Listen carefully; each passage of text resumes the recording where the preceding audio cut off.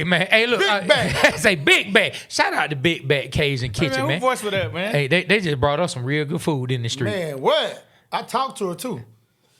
You got some? What's her name, Sean? Yeah, Sean. Sean. When I see you, Sean, I got to see if you got a big back, Sean. Hey, Lower back. What are you talking about, Trey? Lower back, Sean. Not the top. Not the back. Hey, boy. Lower back. Street is, hey, boy, he is on one today. Let me tell you, boy, hey, you see, hook up that good fried catfish. Ooh, Oh, my God. Boy, the shrimp pasta. Shrimp. Sean gave her Bourbon shrimp, chicken man. pasta. Big old fat shrimp. But, man, the shrimp were about big as my head, though. They were about big as my That head. was some big back ass shrimp. No, they were big, but I don't... Man, those some large shrimp, man. I don't think I seen shrimp like that in real life, man. We did today. Hey, well, look. What's the name of Ludacris' first album, The Independent? Do you remember what the name of it was, B. Rich? Back for, I don't know. Back for the first time. I thought so. Back for the first time. And I know the people don't know why I'm saying this, but the three of us know why we're saying this. We have, back for the first hey, time. man, back for the first time. We have the amazing, the legendary Greg Street. Let's give it up for Street. Let's give it up for Street. And look, we just going to call it like it is. I ain't legendary, though. Nah, Yes, you man, are. to Yes, you hell are. you not. Man, you a legend, Yes, you man. are. No. Man, listen, Street. Nah, I don't Street. play that legend. I don't play that goat. I don't play none of that. Okay, but go ahead. Tell us the way you want to be labeled. Greg Street. What's that? Your home, your boy. What's that? Okay, What's okay. that? 8.5 hat. I like the hat, man. Snapback. That ain't no snapback. Let me see. That's just snap on. It's a 7 and what? Hold on. 7.5. Oh, that's a big old head, boy. No, that was size yours. That thing fitting snug. Let me have that hat. Oh, you get it? All right. I ain't know we were gonna have a hat Go discussion. ahead. I like the hat. We talking about hat sizes today, man. Let go, man. All I'm right, sorry. cool. Pause. But look, all right, well, that deserved the pause. So in here we call it whoa. I don't know. Did you see the skit that I did while I put it in the skit? I did. Yeah, that was just for you, my brother. That was just for you. But look, we saying we back for the first time with. Look, he doesn't have to accept it. I call him. Like Greg Street is definitely a legend. And look, anytime you pave the way for other people, because one thing I know about Street, now I don't have to be around Street all the time. I'm not in Street personal business. I'm not in his personal circle that he hang around all the time. But I know for a fact Street has put on some people and given game to a lot of people. He might not want to look at it as being put on, That's just being a vessel. maybe, but It's just being a vessel. but It's a lot of vessels. yeah, look, they are, but some people don't listen. Some people don't listen to the voice that is coming from and where that will and those blessings are asking we that like to be to done. argue. Yeah. We don't like people. A lot of people don't understand the third eye. You know what I'm saying? Especially if you're looking at somebody that you care about. You know what I'm saying? Me and B Rich got crazy stories. You're looking at somebody you care about. You automatically think how you can help them move forward. If you really care about them, Yeah. automatically come up with different things. Ideas are gonna come to you, or different people you can connect them with that's gonna help them move forward.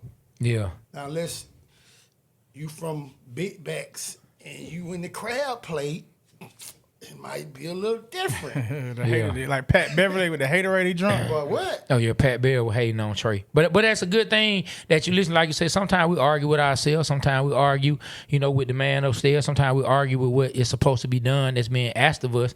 Because everything that we get as a blessing, blessings are meant to be shared. Like the whole reason we get creativity in anything is for it to be shared. To be shared.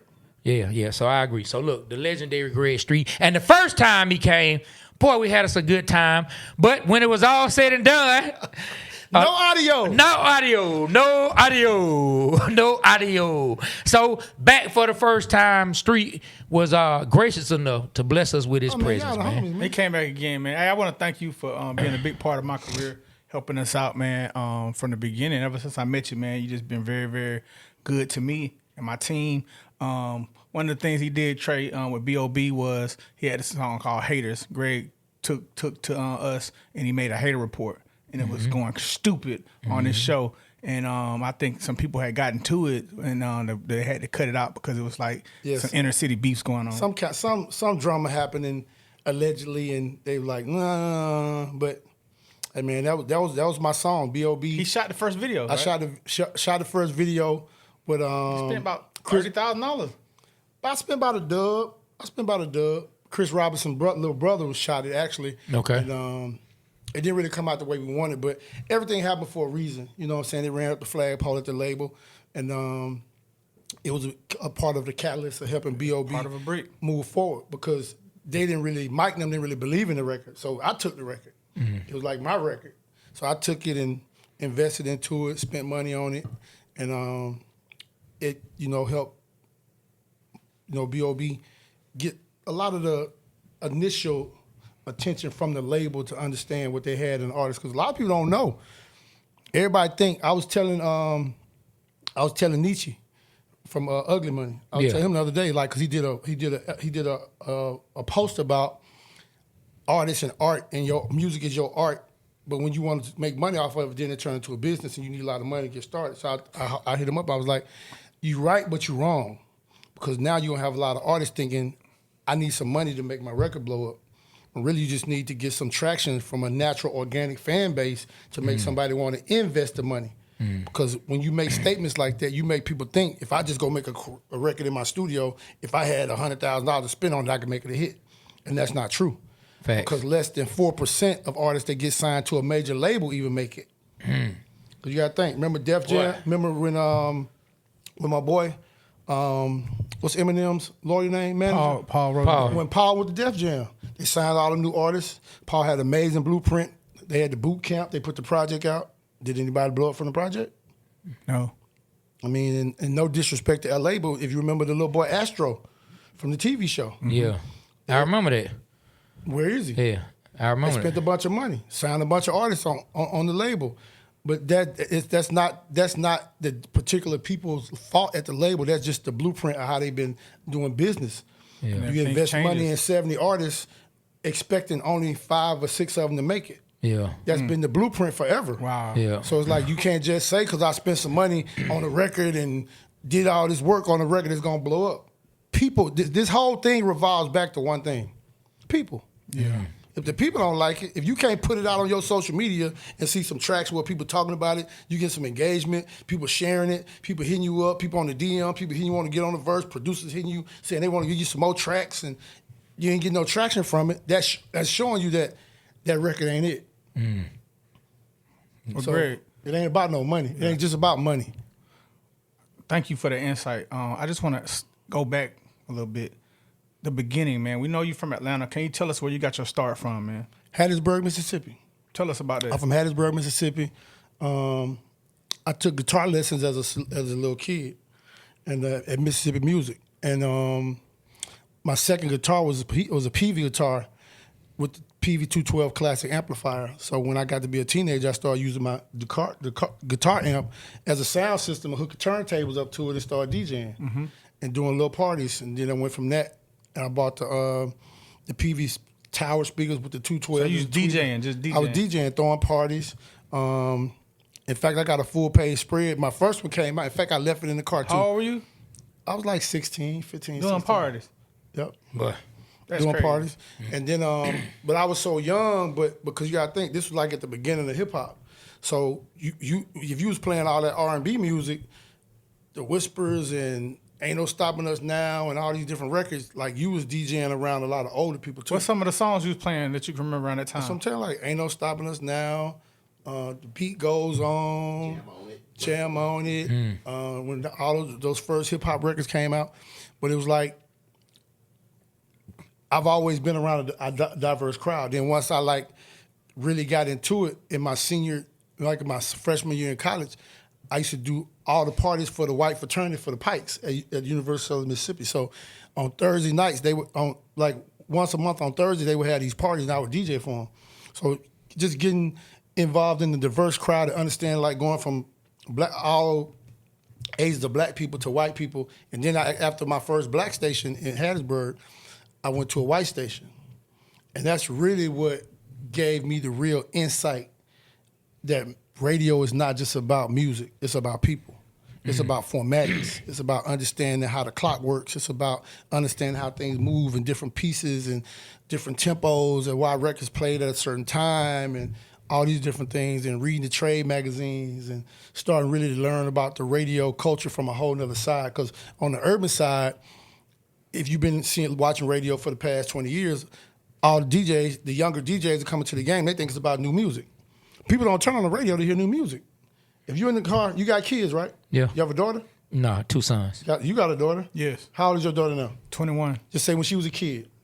let's say when was it Ryan? When Ryan was just saying when she was 7, 8 years old, you drive in the car, a song come on she never heard before, what she do?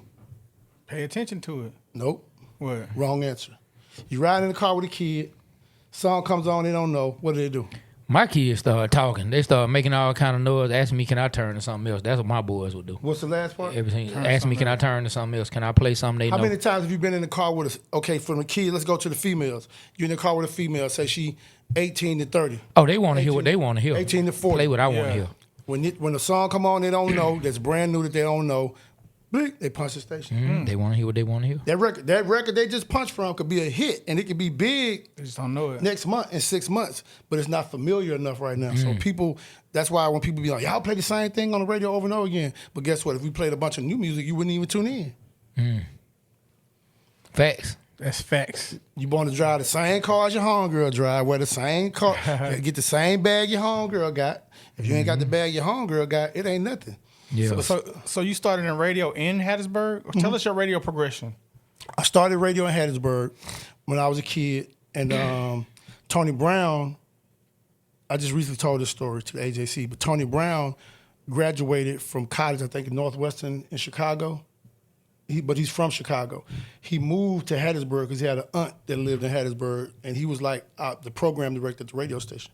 And he worked there for a while with us, and then he left and went to the Carolinas. Eventually, I left and I was at WRV, WJMG. I left there. I went to WHSY, a white station. I was Keith Gregory at night from 7 to midnight. WHSY. So, Total Radio. And then Tony went to Carolina.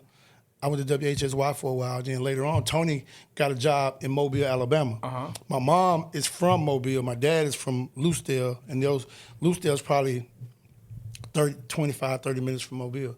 So growing up as a kid, all my aunts and uncles lived there. So I used to go there to stay with them for the summer, weekends, Mardi Gras. So BLX, 93 BLX is like a legendary radio station on the coast. And you can hear it like from Fort Walton Beach, Florida, all the way to like Slidell, Louisiana. So that's like the whole coast. So we got Fort Walton, we got Destin, Fort Walton, Pensacola, Mobile, Moss Point, Pascagoula, Battery, Moss Point, Pascagoula, Gulfport, Biloxi, Pass Christian, and Slidell. So the station covers a lot of ground. And it's close to the water. You're on the water. So, a FM signal travels in the sky, unlike AM travel in the ground. So in the water, there's no interference. So the signal goes a long way. So people call the station from the oil rigs and everywhere. So you was all over. All over the place. So long story short, I had legendary numbers in the market down there. That's where the whole 6 o'clock thing, my 6 o'clock shift, not the song, but doing radio from 6 to 10 started in 1988 in Mobile, Alabama. Then I left Mobile and went to Houston. Tony got a job in Houston. I went to Houston with him. Tony stayed in Houston like 6 months because they kind of like hired 2 program directors. So after the 6 months, Mike Roberts at V103 decided that he was going to step down from being program director and morning man to just doing the morning show, and they hired Tony to be the PD. So Tony left Houston and came to Atlanta. That's where V103 got the top 88 and all that stuff in like 1991, 92 with Ryan Cameron. Oh, that's how that started. That's how it started. So I did the top 88. And the crazy story about this, when I went to Houston, I actually replaced Hurricane Dave. Wow, Hurricane Dave? You replaced Hurricane Dave? Hurricane Dave was doing 6 to 10 at Magic 102. I replaced Hurricane Dave. And when I was in Mobile in Mississippi, my name was Gregory KP. The longtime general manager and president of the radio station, who also did Detroit, St. Louis, and Houston, he's Monty Lang. He's the guy who came up with the name Greg Street. Well, he wanted to call me MC Street, but I didn't want that rapper stigma, so I was like, I'll just be Greg Street since I'm a DJ and not a rapper. So Houston, then I went to Dallas after that, and then when Tony actually wanted me to come to Atlanta then, but Mike Roberts wanted Ryan Cameron. So Ryan got the job. Like I said, that's how the top 88 and all that stuff was on Ryan's show, because Tony brought the ideas and concepts from the station we was at in Houston. And I went to Dallas, and then in 95, I went to Dallas in 92, and in 95, that's when Alfred Liggins and Kathy Hughes brought Hot into Alfred Liggins and Mary Catherine Sneed brought Hot into Atlanta, and Tony had me come to Atlanta. Yeah, because Ryan moved over. Yeah. Yeah, man. Look, knowing that I used to listen to the top 8 all the time and hearing how it got to Atlanta. You know what I mean? Because I'm sure maybe before it was even in Houston, maybe somewhere someone had that, doing top 8 or top 7 or 4, if whatever they did. But to hear the origin of the top 8 here in Atlanta, something that was a staple when I was a teenager that I would be waiting for and listening to, man, that's dope. That's what Tony brought it to Atlanta from Houston. Man, that's crazy. So you get here to Atlanta, like now, Greg Street is here. Well, before I even get into that, what was the meaning behind the street? How did he come up with street? What he wanted street in the name? Is it because you were always out in the street promoting, you doing your thing? Well, see, he didn't know me yet. Okay. Like, I'm just going to the station. I'm just signing the contract. So I think the whole concept was them having meetings with Tony having meetings with Monty, and the other general manager things, Harry or David, them coming up, Tony letting them know how much stuff I did in the streets. Because I did all the mix shows. When I was in Mobile, I did the 12 o'clock mix for the midday show. I did the 5 o'clock mix for Skip Cheatham for the afternoon show. And I did the mix on my show. Yeah. So I was doing 3 mixes a day and doing 6 to 10. And I did a 4-hour mix that they played at the station on Saturdays from 10 o'clock to 2 o'clock. So I did all the mix shows on my own equipment at my house most of the time. Sometimes I'll bring equipment to the station and do it. But I did all the mix shows because the station didn't have, I think back then a lot of stations didn't have mix rooms and mix equipment. Yeah. So I did all the mix shows and did 6 to 10. I asked because we know you for always being out in the street. We know you for always being out. I think Tony probably told him about me in meetings and different stuff I would do. So I think that's probably how the whole thing clicked with Monty. Man, an iconic name. I don't care if you don't want to hear it. I'm going to say it. Iconic name was born. Man, so do you ever sleep? Of course. Because you know that, right, B. Rich? You can be out at a club or a concert with Street. It can be super late. Man. Then you'll hear him early the next morning. 5 in the morning fishing. Early the next morning, he'll be fishing, doing something. He'll be at a remote. I'm like, does this man ever sleep? Well, like Tip told him on the Breakfast Club, I'm like, Me and T.I. both share the, I don't really promote it, but me and T.I. both share the brand as the Kings of the South. So I can go fishing in the morning, be at school by lunchtime, be at work by 3 or 6, go at Blue Flame at night, and be at home to kiss your baby good night. Shout out to the Blue Flame, one of the sponsors of the Waterboyz Show. The Blue Flame is one of the sponsors of the Waterboyz podcast. Of course. What's up, Mike Cato? Yeah, man. Hey, look, man, you go to the Jackie, Lil Mike. Boy, I'm talking about street. Know everybody. Jackie, Lil Mike, everybody. Jackie, chocolate and Mike, cinnamon. Mike Jr. Man, be quiet. Trevor, Tasha Mack, Courtney, Jet Black, Stallion, Bree, Armani, Ramanda, my girl, K-Mel, K-Meezy, the whole team. Twin. Man, look. Zade. Man, to everybody. Everybody, the whole crew. Shout out to DJ Flame, Greg. Man. They got good food. Greg G, good shoe Swamp models. Izzo, DJ Will, the whole team. Man, look, I want to ask you about something. A crazy night. Back when God bless Tiffany. Got to shout out to Tiffany. Boy, Tiffany, we almost forgot you. Almost Can't forgot forget Tiffany. Shout out to Tiff. Mike Cato's niece. Hey, look, God bless the dead. We know we lost Pimp C, who I'm talking about. But I know you remember this particular night, and you were in the middle. I want to see what was going through your mind the night where Pimp C got on the microphone at a club here in Atlanta and started going, no, not that. Started going off about Sean Paul. Started going off at the club about Sean Paul. Downtown Atlanta. What was the name of the club? My boy Mark owned the club. Mark owned Streamers in Gainesville, and he also owned Phenomenon in Marietta. But the club was the club where City Hall is right now. Remember, the billboard was on top. Okay. Goody Ma, I had the billboard, the Greg Street billboard was up there. Yeah, he went on stage going crazy. I guess somebody in the building called PK, called Pretty King. 100%. But they heard him got down there. 100%. Yeah. I was with Pretty and I was with Sean Paul that night. Well, I just want to know, like, from your perspective, like, I've seen all those. I was actually in the building in Nashville at the conference, that conference weekend in Nashville, when C Murder, No Limit, and them came through the stairwell trying to get came through the front door, and Pastor Troy went through the stairwell in Nashville. Man, you're going to have to break that story down. Go ahead, Street. We'll break that one down on another show. Man, we listening. We listening. Tell us, Street, we listening. It was through that whole little No Limit thing, the whole little No More Playing GA. I can't remember the name of the conference, but it was like Jack the Rebel? it wasn't Jack the Rapper. It was something like Jack the Rapper that they had in Nashville. Everybody went, Nashville. and I was actually doing the party when they came in. Like it was crazy. Man, so I guess the reason I brought it up, because I wanted to ask from your perspective, like, what position did you find yourself being in? Because you cool with everybody that's in these scenarios.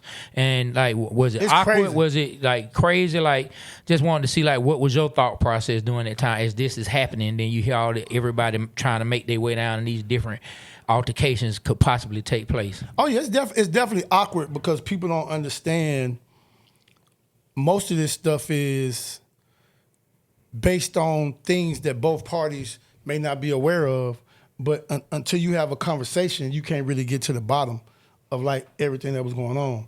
Because like when we crunked the Pastor Troy record up, when Gene first came to me with the record, the single had the gunshots in it. I'm the one who took Gene and Troy in the studio and showed them how to take the gunshots out of No More Play NGA. You hear the dirty version, the gun shooting so loud. In the beginning. It's the compressor, you can hear it in the compressor and making the music go down. So I took him in the studio, showed him how to do it, but you gotta think, Pastor Troy music actually started taking off in Augusta before it got to Atlanta. Yeah. It started coming up to Atlanta just organically. Yeah. But you gotta think, we only heard No More Play NGA, so most people never heard the intro where he was dissing P. So by the time we heard that, we didn't hear that until like the album came out. Yeah. So like we didn't know what was going on. So, but it was too late by the time the record blew up, and by me being cool with P, I think he was mad at me about it. But it was like, dude, I didn't know. Yeah. We didn't know. We just thought it was a jamming ass song talking about No More Play NGA. Yeah. Man, that had to Because be. he didn't say your name. He didn't say his name in the song. No, he just said it in the No intro. more He big called talk, it. Yeah. but we didn't hear the intro. Yeah, I know. Yeah, so nobody knew that's who Nobody we was really talking knew about. that we was talking about. So I think P had because me and P went back to my Houston days. I knew P when he put out a record called Jack of the Jackers. Okay. The CD had Son You See Mama Home Phone. I still got the CD right now. Wow. To this day, 1991.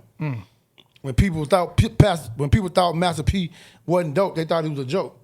And I used to tell P, because I used to listen to the music, he had a song called Jack of the Jackals that was kind of like Ice Cube Jacket for Beats. Okay. I was like, bro, if you ever get you some production with your voice and what you talking about, you gonna be big. Man, I remember watching Master P. I can't remember the name of the club, but I watched Master P perform Bout It in a Houston club like 4 times in a row. And every time at the end, he'll say, run it back again. Run it back again, man. I'm talking about, I promise you, I watched this man. It was right before it was on my birthday the day before New Year's Eve. I went down to visit my partner Ada in Houston. I watched this man perform Bout It. This was before it even hit Atlanta. It's popular down there. It hadn't even hit Atlanta yet. It's popular down that way. This man performed it 4 times, back to back to back to back to back. Yeah, I brought him. I used to, if you remember, I used to do 559 on Thursdays and the Gate on Friday. So I used to bring all the artists in and do Friday and Saturday. So the 559 and the Gate was the first club Master P ever came to, Cash Money ever came to before Wow. they. I ain't know they went to 559. Before they was even on. Yeah, Lil That's Wayne hard. was like 14. That's hard. That's hard. Hey, Street, I want to take it there and got an uncomfortable question to ask you, right? DJ Khaled, man. I feel like, he kind of took your lane and took it mainstream. Why is it that you know everyone, why haven't you made a big mainstream album? Because I think you can pull the songs and the artists to do that. What's going on? Because I really want to see you do that. Well, Khaled is like my brother. I help Khaled a whole lot with his music. But my thing is, I ain't really big into begging people. Like Khaled is relentless. Khaled will tell you, if I want a verse, I'm gonna come to your house, I'm gonna change your baby diapers, I'm gonna wash the dishes, I'm gonna eat your food. He'll tell you this. I'm gonna do what I need to do to get, and that's just, I could probably do that and be more into that, but it's just really not my thing. And I applaud Khaled for everything he's done and accomplished, but Khaled wanted to be more of an artist type DJ than just a DJ type DJ. Like when I started doing it, I never stopped doing the radio. I never stopped DJing. I never stopped doing what I was doing. Because that big celebrity spotlight, it's a whole lot that comes with that. You know what I'm saying? Yeah. It's a whole lot comes with it. Yeah, I could get a record from Future. I'm doing some stuff right now. I can get a record from a lot of people and get people to do records, but sometimes it's just, And I get exactly where you're coming from. Because a lot of people want to see, we from Atlanta, we want to see Street put out something big for Atlanta, for us, so we can say, yeah, you know, not that we hate Khaled, but yeah, take that, Khaled. You feel what I'm saying? Now, it's really not even, what you got to understand, though, B. Rich, it's not even, it's You not. feel what I'm saying, though, Trey? It's not even really. I want us to win. Khaled getting all the stuff. Miami taking over, man. I do feel. I just never felt. Take that, Khaled. For me, that was funny. This the part about me that was more important for me. When I came, Not that I'm hating on Khaled, by no means. Khaled had us on this album. Yeah, it's all good. It's all good. for me, it was more important for me to come to Atlanta and find the Roccos and the Shawty Lows and the Dramas and the Young Dros and the Young Jocks and the Franchise Boys and the D4Ls Definitely and the been a part Shawty of all Lows and the TIs.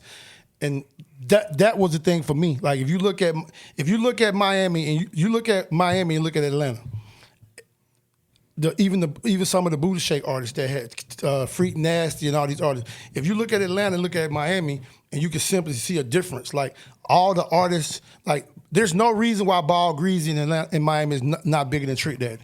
Yeah, Ball Grease something else. So to me, my thing being a DJ was to make sure I came in the city and looked for the talent and the people who had what it take to put them up on that stage and that platform to give them a chance to be big. Like I worked a lot with Ludacris, even though you probably saw Ludacris talking about this on Drink Champs. Like Greg Street was playing my record on V103. Kevin Lyles even said like when we signed Ludacris to Def Jam, part of the reason why was we couldn't believe Greg Street was playing The competition was playing the record, the guy's record who he's on the radio against at the same time. Wow. Yeah. But me and Ludacris had a relationship off the radio. Yeah. Like, Did PD at the radio station get upset for you doing it? Or how did you get Tony didn't even care. And the crazy part about it, the crazy part about it, me and Luda we would talk. Like Luda and Poon was a part of me and Mike Cato's promotional team on Thursday nights at Blue Flame. I'm not Blue Flame, at 559. Well, yeah, I remember they used to be at 559 all the time. They even did an open mic up there. So my whole thing was like this is my little brother. Yeah. Outside the radio, this is my little brother. Yeah. Like I'm the one who told him, like, bro, don't put a single out because you got to think everybody's putting singles out, going number one with a single. I'm like, bro, if you really want to create a bidding war as an artist, Chris, don't put a single out. Put your album out. Go to Southern Music with Mike Walker. Put your album out. Don't put out no single. He even made me a V103 version of Fat Rabbit where it said V. I'm like, bro, and I told him, I said, Chris, if I play this song, Mary Captain's gonna fire you. So I said, I'm gonna hold it. I'm not gonna play it. I'm gonna just play the regular version. Yeah. Cause he over there, he over there on exactly. high, It's like you and got a saying record saying V103. Yeah. I'm like, bro, man, yeah, she Captain been gonna like, fire no, you. you got look, you in my 6 o'clock slot, and you talking about some V103. You got to He go was trying on to over make it there. as an artist. Head on over to the V103. But I mean, that, once again, Street. why he But it was just the appreciation for what I was doing for him in our relationship. But my appreciation, 100%. but me respecting where he was crazy. trying to go and where he was trying to get to, I would never throw him out the window like that. That's awesome. For some clout. Yeah. Like I hate the clout chasing. Like the clout chasing, the clickbait. You know, I use my bait on the water. Oh yeah, you a big time I fisherman. use my fish bait on the water, not on the internet. Hey, so let me ask you this, man. Today's radio, is radio still important right now? You know, the TikToks, all this going on, breaking artists. Right now, I don't see radio breaking artists. Please tell me if I'm wrong. But what's up with radio, and is radio important now? I repeat, radio is more than just music. What about the radio stations who don't even play music? Are they irrelevant? Are they relevant? 100%. You had 929 The Game up here. They don't play music. Are they relevant? Yeah. Is WLK relevant? Yes. Are the talk station? So people don't realize radio is really the first social media. Because the people that was on TV, they never came to the neighborhoods. They never kicked it with the people in the hood, in the community. Radio is the original social media. If you know how to use it, you will always be relevant. Because people don't turn on the radio, like I said earlier, people don't turn on the radio to hear new music. So people got the idea of radio break the records, No, the people break the records. People want to hear your song. If you go out in the community, if I'm a DJ, I'm a program director, and I'm out in the community, I hear a song, I go to another spot, I hear it again. I go to a school, I hear it again. You don't even have to come to me. I'm going to come to you. I want to put this song on the radio. I done did it 1,000,000 times. Lil Donald was prime example. He was going to the schools with me and Lil Bankhead perform and do better. I watched kids at North Clayton Middle School go crazy when the song came on, and we wasn't even playing it on the radio. And you take it to the radio because people want to hear what they like and what they're anticipating on hearing. Like when records were big and you was going to the record store every week to buy the new CDs or the new cassettes or whatever, you didn't go in the record store and say, "Give me all the new stuff that came out this week." You had the opportunity to go buy all the new stuff you wanted. You went in there and bought what people was talking about was hot, what was coming out, what people was riding in their car. You might have heard your homeboy bumping it. You wanted to bump it, so you went and bought it. You didn't go in there and buy it because, hey, so-and-so got a new album out. I ain't never heard of him, but they say it's a hype. You ain't go buy that. You're right. So it's a big misconception about the relevance. Radio will always be relevant, but if for the people who understand how to use radio. Radio's number one priority is the listeners. And what percentage of the listeners of a radio station want, I'm gonna put it to you like this. This will break it down. If you watch the whole United States, from New York, I don't think LA really had one, but from New York to Philly, to Chicago, to Miami, to Houston, there was a surge about 10 or 15 years ago where all the urban AC radio station numbers were number one. Remember when Wendy Williams was on BLS and BLS was number one in the market over Hot and Power? They was number one, and they only playing what? On the urban AC station, what are you only hearing? Old music. Yeah. Old R&B songs. And all those stations went number one. Well, I say this, as much as people want to say radio is not relevant, even if a song, even when a song becomes popular on social media, it's still looked at as the crown achievement to be able to say, boy, we're on such and such. You see how many spins we got? They still celebrate when it makes it to radio. As much as people want to say radio not relevant, a song can pop off on every social platform and be popular, but they are still going to deem it a crown achievement when it makes it to radio and become popular on radio. The crazy part about what you're saying is this. The whole little social media movement of records getting broke on TikTok and on the different social media platforms, the crazy part of what people are just now, I heard Demezy talk about this on his channel. He talks about a lot of the political sides of music and the business. If you pay attention and you're in the game for real on the royalty side and the publishing side, a lot of artists missed out on a lot of money just getting that little money that they got from streaming, because you make more money when your record gets on the radio. So now, that's the reason why we can go and look at the major labels. When you go to Def Jam, or you go to Universal, or you go to one of these major labels, you go to Interscope, and you go to this big building, and you see all these people in here working. Who they working for? They working for the artist. 100%. How they getting paid?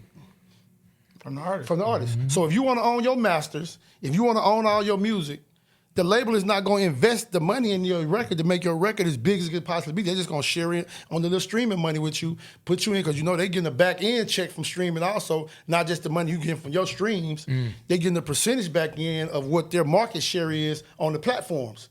So if they don't invest the budget into you to make your record big, to make this stupid publishing money, because if you own all the publishing and all the masters, that means they're not eating off of that. So why would I invest my money in it? So a lot of these artists who had big streaming records, they might have made $1 million, $2 million, but they could have made 20 or 30 if they would have understood, hey, I'm going to go get a formal partnership with the label and give them a percentage of the master or percentage of the publishing, so they'll invest. Because why would I invest $500,000 or $1 million to make your record big and I'm not eating off of it? Man. Boy, it's a big difference between 2 and 20. It's a big difference. It's a big difference between. But you gotta think, if 2 I'm a and kid, 20. if I'm a kid from the hood, nobody in my hood, nobody in my family's ever seen 25,000. I need that $2 million myself right now. But you gotta think, if I put a record out, it blows up on TikTok. Yeah. I start doing shows, 5,000, 10,000. I get to 20,000, 25,000. I'm getting a little streaming money from TikTok. I look up in my bank account, I got $500,000. I might have an M, might have $1 million. I might have another 100 or 200 at the crib in the shoebox, maybe a half. Okay. That I done did from shows in cash. Okay. A little money from Versus. But I'm not thinking about, there's a stupid check out there from the publishing that could be gotten off these records if I had a label behind me that could really put them in the forefront. Really put that gas on it. Put that gas on it. Man, look, so I'm gonna take it away from the record business for a second. Before we started this show, we talked about a certain jersey need to be retired. You said Michael Vick's jersey should have been retired by the Falcons. Please tell me why. Because he was great. Michael Vick, man, you done forgot how it was in the dome when Michael Vick was playing. Okay. Man, it was stupid. Okay. And even though he made a big mistake, I think the irony in retiring his jersey from my standpoint and the difference in your standpoint is a change.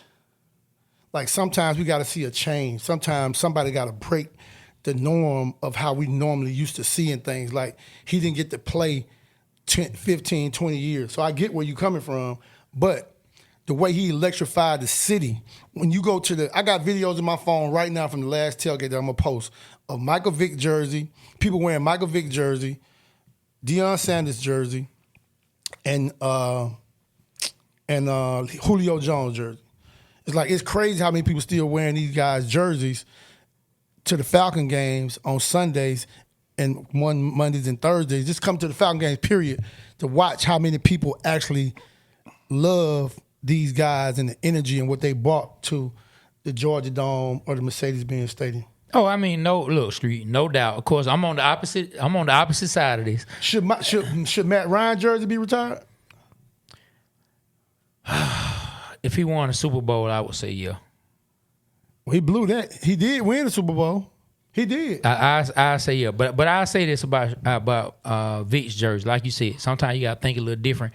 I think also you have to show people that it's about how you finish, not about how you start. And the way Vick finished, it doesn't reward or it doesn't warrant a jersey being retired. It just doesn't. The way he finished, it should not be put up on that pedestal to where the jersey should be retired. I mean, what happened? It happened. I love Michael Vick. I'm a huge Michael Vick fan. It broke my heart. I was pissed off with Vick for about 3-4 years. Until I was mad. Big Rich to tell you, man, we were in Columbus, Georgia. I remember exactly where we were. We were checking into our hotel, getting ready to do a radio show or some show. It was a show at a strip club down there we were getting ready to do. It was me, B Rich, and Bob. We were going to do it that night. We were checking into our hotel, and I got the call from my now wife, and she said, Michael Vick has been indicted.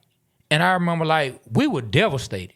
Like, me and B Rich, it was like we lost a close friend of ours. So I loved Vick. But it has to be how you finish and not how you start. And the way Vick finished, it just doesn't warrant being retired. It just doesn't warrant being retired at all. Now, I do give the Falcons credit because Vick said when Bajan wanted number 7 from the kicker, they approached Vick about it. They didn't approach him when it came to giving the 7 to the kicker. I guess they felt like it wasn't anything similar. But once he wasn't gonna sell no jerseys anyway. Yeah, but once you put that, you probably right. But once you put that electrifying running back in that jersey, they did at least reach out to Vick and ask him what he thought. So they did give him that respect, but they're not gonna put him up in the Raptors.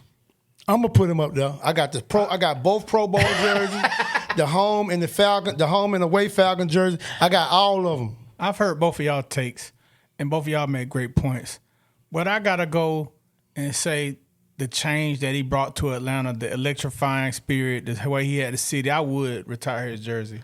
I would because Vick. Man, I was at Club Kaya the first day he walked up to the club when he had just got drafted, and Abe Watson turned him around at the door. Why? Because they had the hats and sneakers on. I was like, bro, you don't know who that is? It was the first week he got drafted. Tell that story. Man, if you remember the parking lot on the side of Kaya, he came from the back, from the parking lot from the back to the front. You know, they had the little wall.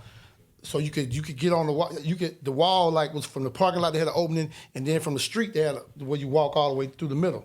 So I was sitting on the wall facing the parking lot, and when he came up, I saw him. It was him and 6-7 other guys. And when he got up to the thing, Abe was like, "Oh man, they can't come here like that." I said, "Boy, you don't know who that is." I said, "Boy, you gonna be wanting him to come in the club in about 2 weeks."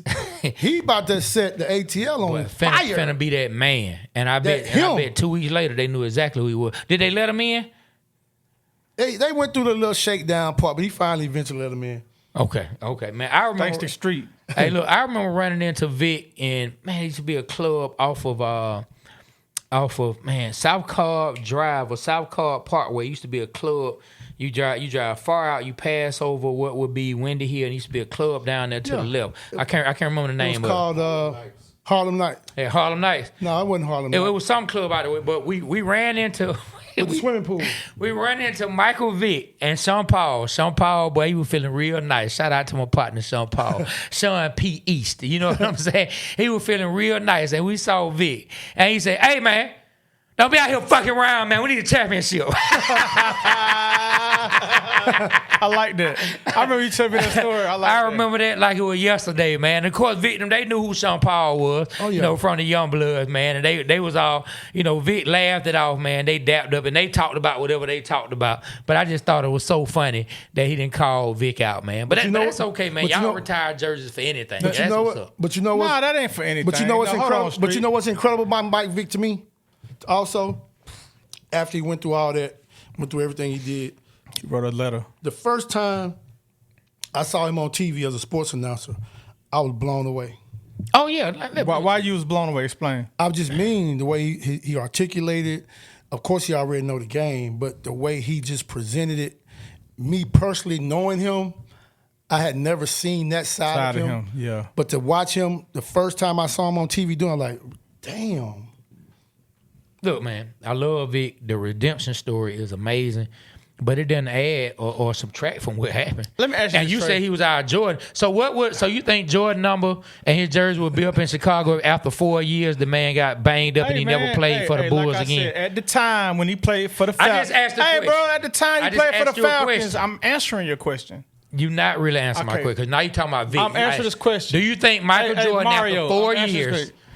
No, let me talk because you're controlling the narrative. This is what I'm trying to say. I'm not controlling now. Just ask you a simple question. For however many years he played in Atlanta, he was the Michael Jordan of the Atlanta Falcons, and everybody was exciting. His tickets were sold out. It was a joy to be a Michael Vick fan. What they got to do with a jersey? I'm just saying, and Atlanta has not seen nothing like that since. For a player to come in and be like, did we go to the Super Bowl? I think after it even went to the Super Bowl, it still wasn't that electrifying. Hell, it wasn't. I was there. Listen. Hell, it wasn't. Listen. I was so happy. What I'm trying to say, I was happy about the Super Bowl. Don't get me wrong. You weren't even in the stadium. I was at the Super Bowl. What were you? Yeah, you the reason we lost, man. But all right, so hold on. He put some of that bad juju out there. I love the Falcons. When we went to the Super Bowl, I ain't hating on that team at all. I'm a Falcon fan. I love it. But it wasn't the same feeling as we had Michael Vick there. Okay, that's but what I'm saying. You still don't need a jersey. If we'd had Michael Vick in that Super Bowl game, we'd have had that dub. I don't know about that. He wouldn't have got sacked. He'd have ran. I can't say we would have because it didn't happen. It's an if. Hey, all we know is that jersey right there played in the Super Bowl. That's what we know. That's what we know. That's what we know. We know that Matt Ryan. Wow. Street, you gonna disrespect? Hold up, man. Trash. No. Hold up, man. Matt Ryan. We sorry. We don't condone that. We don't condone that. Trash. No, we can't do that, man. You can't throw Matty Ice. Man, come on, Street. Hey, you can't throw that day. Hold on. No. Get back. Get back. Hold on. This is the Super Bowl jersey. Yeah, it is. That means it's. Hey, no, man. What's wrong with you, man? I got this. Don't let him touch. I got this same jersey with number 6 with Greg Street on the back. Well, that's why we lost. No. Man, you can't do Matty. He just done did Matty wrong. Man, this man just threw Matt Ryan blasphemy. I'm tell man, come on, Let me tell y'all something on the Waterboyz Sports Podcast right now. Okay. Matt Ryan and Tony Romo are the biggest rip-offs in NFL history. Here y'all hear it first from the streets, man. Them boys got to the money, and I'm not mad about that. But why is Romo? Man, we don't care about Tony Romo. We don't care about Romo. Hold up, Street. Hold up, man. Stop me when I start lying. Hold up, man. Well, look, I should have stepped in minutes ago because there's no way Matt Ryan is one of the big. I don't even think he's a ripoff. When you draft a quarterback, you hope you have a chance to be successful year in and year out. That's what he gave the Falcons. Now, did it look like that every season? But he gave you the opportunity. You must play with the Falcons on PlayStation. No, not at all. Xbox? Not at all. And boy, when folks used to play me with Vic, I used to dominate them. Yeah, boy, folks used to love Mike Vic on 04. I used to dominate the Falcons. My partner Bo Hagen, he know what I'm talking about. Be rich. He know what I'm talking about. No disrespect to Matty Ice. No disrespect, Matty Ice. No disrespect. Yeah, you gonna have Matt Ryan not want to come on. You know you suck, man. You Oh, know. my God. You got to the money now. Family Matt straight. Ryan did Hey, not man, suck. come on, Street, Hey, man. look, I agree with you on the Vic jersey. Boy, Street. But come on, man. Man, Ryan Street, did not man. suck. Hey, We man. got a Be Rich jersey up here too. No, we gonna do with that. What about the Playboy Trade jersey? I already told you, Trey to start the show. I ain't do me, man. I ain't shit, man. I didn't say that. Hey, well, You said it. Might as well. I do music. You said it. I do Shout out music to Password. I do music I do 5K music. tomorrow. shout out. Okay, you gonna be in it? Fifth annual. You I'll get be out there running? I'll be out You there. gonna run for 5 or you I'm gonna out run for there. 1.5? I'm out there. You're not running. Okay. Hey, well, look, since we talking about jerseys up in the Raptors and jerseys in the trash, since that's where we going, I think it's no better time than right now for Greg Street to give us Greg Street's Atlanta Falcons Mount Rushmore and explain why after you name each one. Man, these boys self-explanatory. Name them. You gotta You gotta say why too when you name them. You got to put Billy White Shoes up there. Why? Why? Yes. Billy White Shoes was the man. We was some little bitty boys, man. Billy like White to dan- Shoes. you like to dance, Billy huh? White Shoes crunk that whole dance craze up. Then you got, of course, you got Dion. Why you say Dion? Prime time. You got 6 o'clock. Dion prime time. You know what I'm saying? They go hand in Go hand. hand in hand. Okay. Dion. Billy White Shoes. 2 more, Greg. 2 more. Mm-hmm. Michael Vick. Why Michael? Can we Vick? put his name up there? Go ahead. I ain't hating on that. I just said I disagreed. All right. I'm not hating on that. Vic is on the Mount Rushmore in my opinion. Mike Vick. One more. Julio Yeah. Jones. All right, there you go. And for honorable mention, I got to put my little brother Grady Jarrett up there because he was, as far as humanitarian and just all around good people on and off the field. Not to say the other ones wasn't good enough off the field because Julio Jones is an amazing person. I mean, y'all got to get him on the show. Make it happen. He is. Can you get him on the show for us? Get us old Julio. Get my phone. Yeah, man. Yeah, get Street his phone. Julio, Hey, where your phone at, Street? it's on the little charger right there. Yeah, let's get him his phone. Get him to yeah. call Julio. Same way Shannon Sharp called him. And I know he'll answer for Greg Street before he'll answer for Shannon Sharp. Let's Julio. hear this on the Waterboyz Show. That's what I'm If we talking on the about. Waterboyz Show, get what? He gonna think I'm calling about going fishing. Cause we, He gonna be like, oh, the Waterboy. we done Hey, went so what? We on the lake today, Street? We done went fishing a couple times. We need to go through Street phone. He got all the contacts. Hey man, well you know, hey man, Street, he does good work out there in the street. You know what I mean? Look, Street probably got Obama's number. You can get Obama on the line, can't you? Oh, he calling Julio. He really is. Oh, oh Lord, Street, oh Street. oh my God! Whoa. He might have his phone off, man. Man, boy, yeah. Oh, it went through. It delivered. Yeah. It's Okay, man. FaceTime audio. Hey, yeah, man. We thought you had Fulio Jones' number, not Julio Jones. FaceTime. My man dialed Fulio, There you go. not Julio. He gonna answer. There you go. That worked. I seen it. I can confirm. It say delivered. Yeah. We text all the time. Okay, Oh, is he gonna He answer? might be in a meeting, so Julio be getting to that bag, boy. I ain't mad at him. He probably doing something. Now you know we can vouch for your Street, but the listeners, Nah. He gonna call back. He gonna call. oh man, he done called Fulio Jones. Or that Julio Tone. Which name y'all like best? Nah, Julio Jones? I see the conversation. They talking. We talking? They talk. He ain't lying. He ain't Chat lying. we talking all the GPT and Canva, a motherfucker, ain't it? It ain't ChatGPT.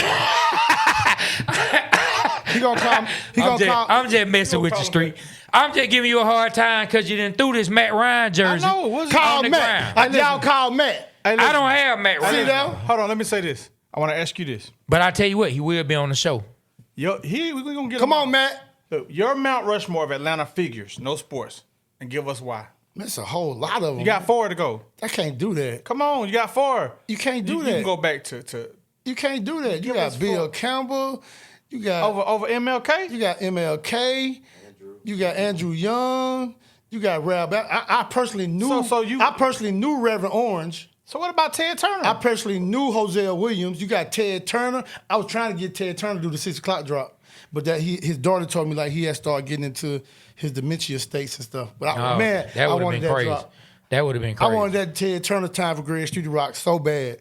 I tried. I talked to his daughter. Man, you know it's a famous story that I tell, and we're gonna let you get back to that. It's a famous story that I tell that a lot of people don't know about why the sports scene in Atlanta, why we don't win that much, but yet music is doing so well. What's the story? Because the old music guys here from the state of Georgia, they sold the soul. They sold the sports soul for music to become popular. But it was one person they didn't get. They pulled up on Ted Turner. They tried to get him to sign. He shot 3 times in the air with a .22, and he pulled off. And that's why the Braves won 2 championships. You know what I'm saying? They couldn't get Ted Turner, but they got the owner of the Hawks. They got the fact they got everybody, but they couldn't get Ted Turner. And that's why his team still prevail. And that's why we struggle today. But the music popping because the music people sold the soul, the sports soul for their benefit. But Ted Turner is the one who really put Atlanta on the map. He did. He did. Well, shout out to Ted Turner. I'm from Hattiesburg, Mississippi. Okay. The Superstation was the Super 100%. And that's why so many people across the U.S. love the Braves, and that's why that A hat means so much to so many people in so many other places. The Superstation. Yeah. We was watching the Superstation in Hattiesburg, Mississippi. The wrestling, the Braves, all that. Hey, well, look, let's get back to it. We're not going to let you escape doing the Mount Rushmore of Atlanta figures. And if you want to do more than 4, look, for sake of argument, because there's so many special people, we'll give you 6 names. T.I., 2 Chainz, Gucci, and Martin Luther King. That's a hell of a list. There you go. Hey, look, let me ask you this, because you brought somebody up in those names that I want to know. Why do you think 2 Chainz is so underrated as a lyricist?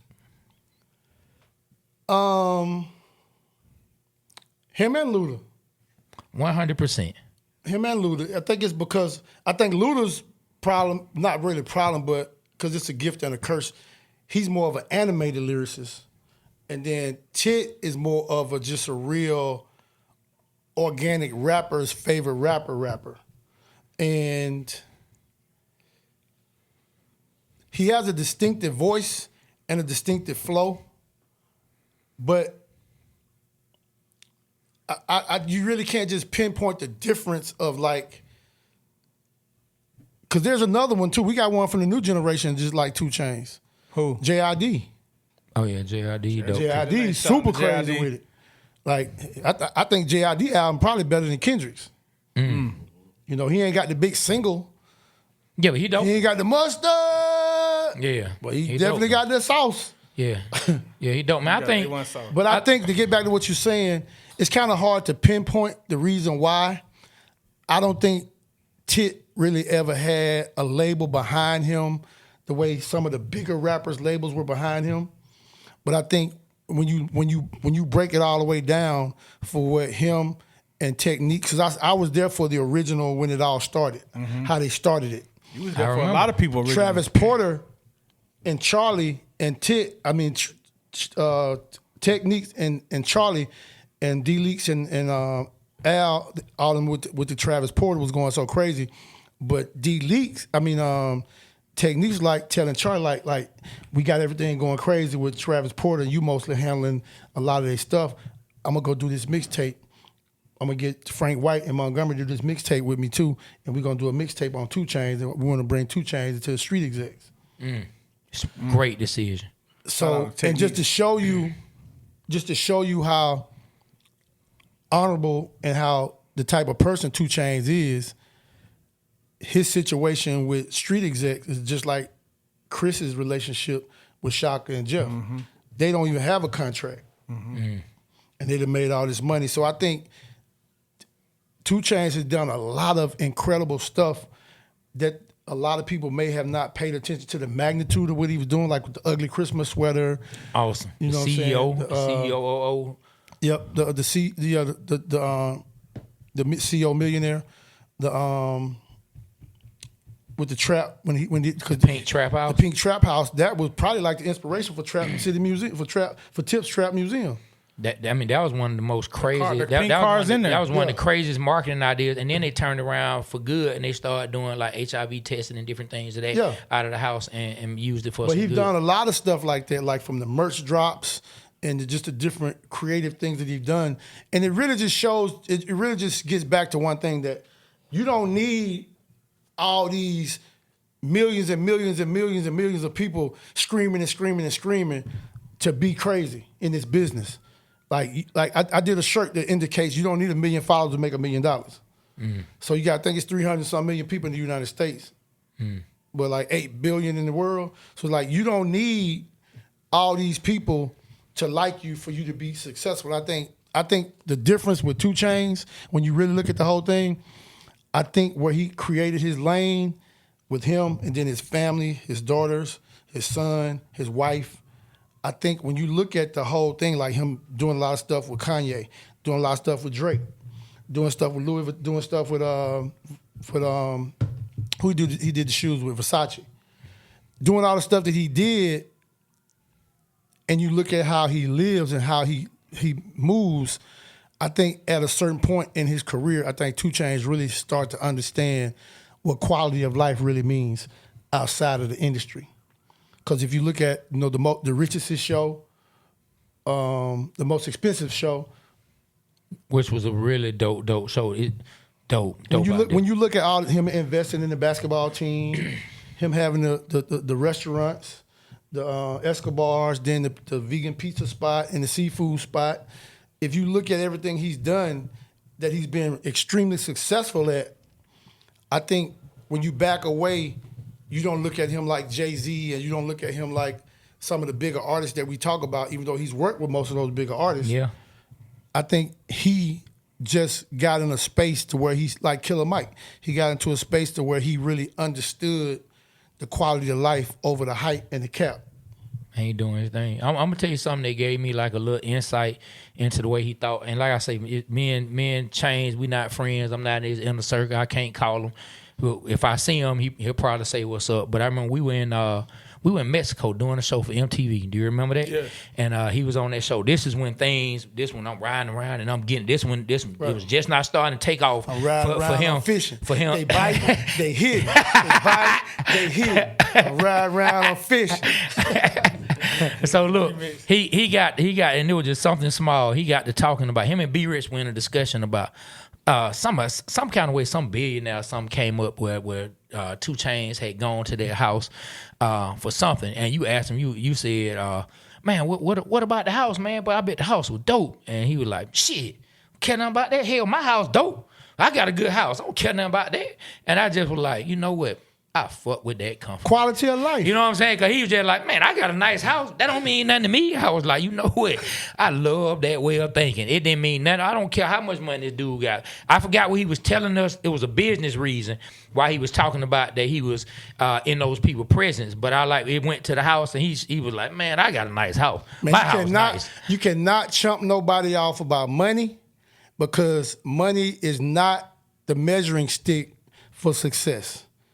Money is not, you cannot measure a man's success by how much money he has, because it's a lot of fools with money. It's a lot of smart people with money. It's a lot of smart people who don't have money. It's a lot of smart people who broke. So, but the money does not define the person. Not at all. Not at all. And it really like baffles me for people who don't even get there yet. Like I ask kids in school sometimes, I be telling about the importance of reading and understanding what you're doing and what this experience is all about. Did Dr. Martin Luther King die a millionaire? No, sir. And how much is his legacy worth? Man, but priceless. Man, yeah. Like what he did will forever be talked about. Him, Joseph Lowry, Andrew Young, Maynard Jackson, Reverend Orange, Ralph Abernathy, all these guys, John Lewis, like these people are bigger than money.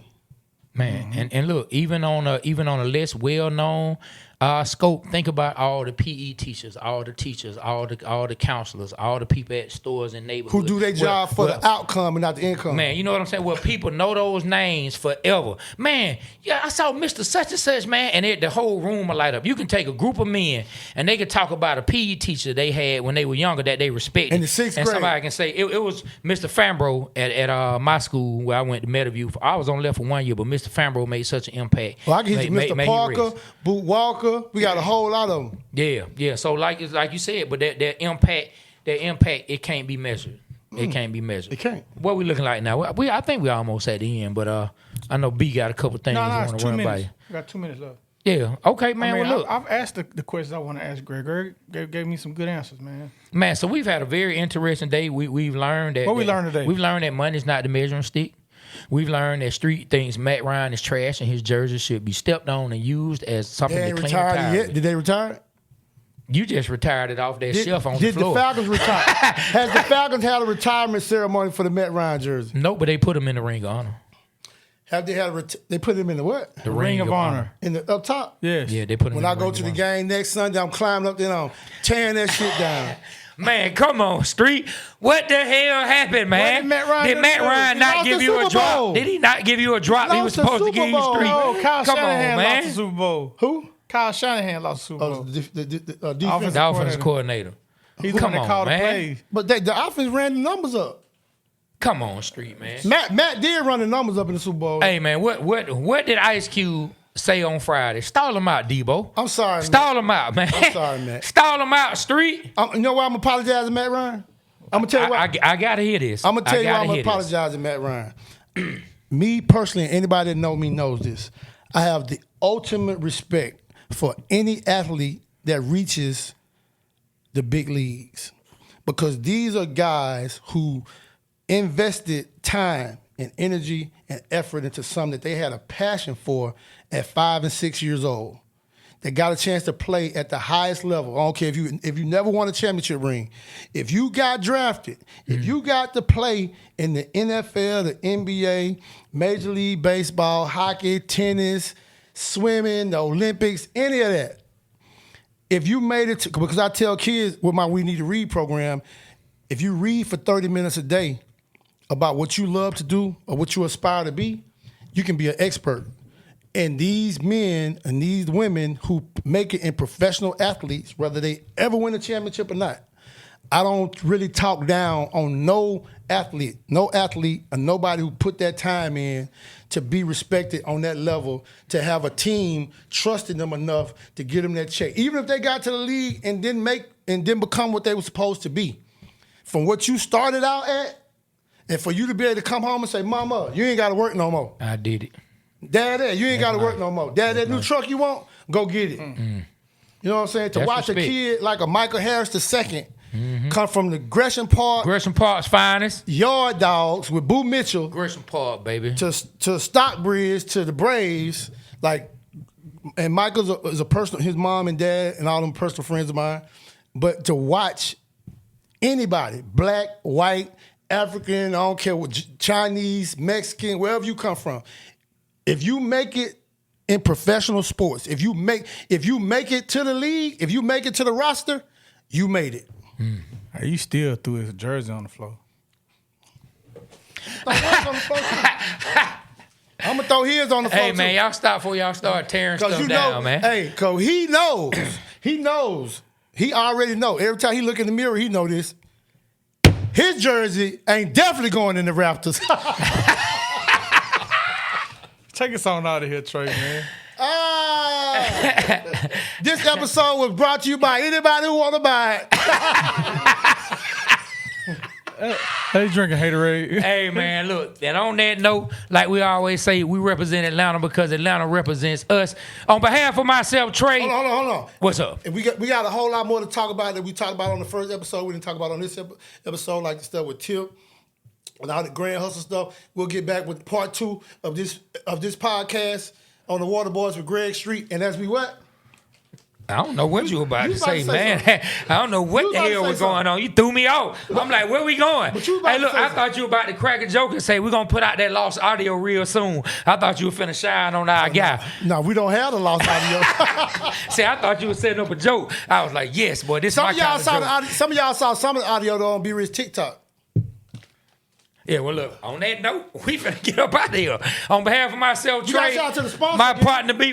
God damn, Street, tell us how to do the job. Okay. Food lady, man. Shout out to Cajun. Big Bats Cajun, you got Kitchen. B. Rich messing it up. Shout out to Big Bats Cajun Kitchen. Shout out to Hungry AF. Shout out to Nagel. Hey, man, and Danny. I got Danny. You already know, man. The Nagel Law Firm. Hey, if you're having any kind of accidents, holler at the Nagel Law Firm, boy, they will get you right. And shout out to the Blue Flame. Go up there Come and see your sponsor boy a Greg drink. Street on Thursday. Money Trap Thursday. I'm coming Thursday. Come see that thing through, my This boy. Thursday, I'm gonna be there looking at some shoe models. Let's go. Okay, all right then. That what's up, man. Hey, look, now you're going to have people asking you, does the sponsorship get you free entry? You're going to have to tell them, Oh, yeah, hell definitely.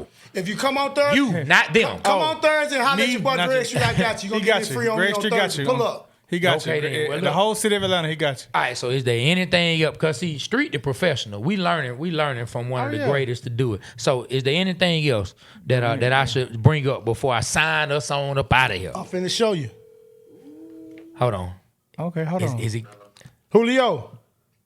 See that? Hey, my dog Julio Jones. I'm at the Waterboyz podcast, and right, Julio then, Jones Julio. is on my Mount Rushmore of the best Falcons ever. And you gotta come to the podcast, my boy. Yes, sir. I appreciate it, man. I appreciate it. Absolutely. Hey, look, Julio, I ain't gonna know. I ain't gonna lie. He tried to dial you at first. It went to a ringtone. I said, boy, that's Julio, not Julio. You trying to fool us. But I see he has redeemed himself. Good street, my dog, man. Hey, we believe it. We I believe told it. you probably get to that bag. Julio get to that bag, boy. Hey, Julio, can we get you on the show, man? Greg said he's going to get you on the show. I'm gonna get you up here. All right, cool. Y'all about to LA right now, man. I'm working on some stuff right now. All right, boy.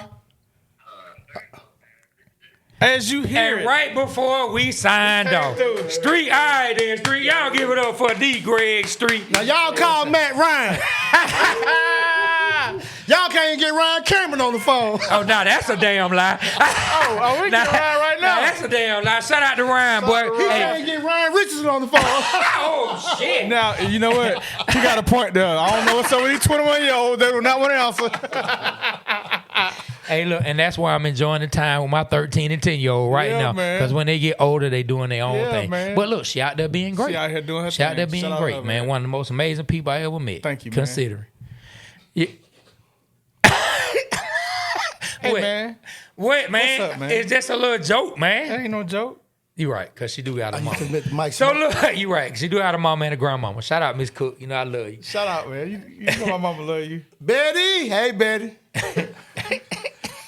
If you need to buy you a new crib, call my girl Betty, Cook real estate. my man. big sister. She gonna take care of you.